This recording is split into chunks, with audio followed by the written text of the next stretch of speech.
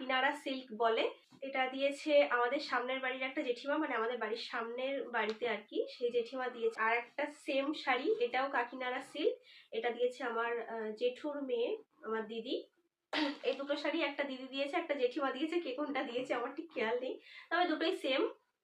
তারপরে পেয়েছি আর একটা হ্যান্ডলুম লাল সাদার উপরে, এটা পুজোর জন্য খুবই ভালো, এটা দিয়েছে আমার মাসিমণি।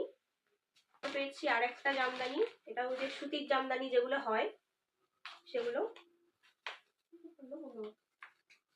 তারপরে হচ্ছে এর মধ্যে দুটো শাড়ি আছে,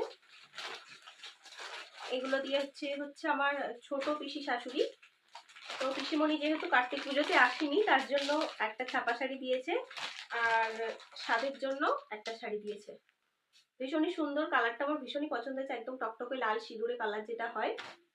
তো পিসিমণি এই দুটো শাড়ি দিয়েছে।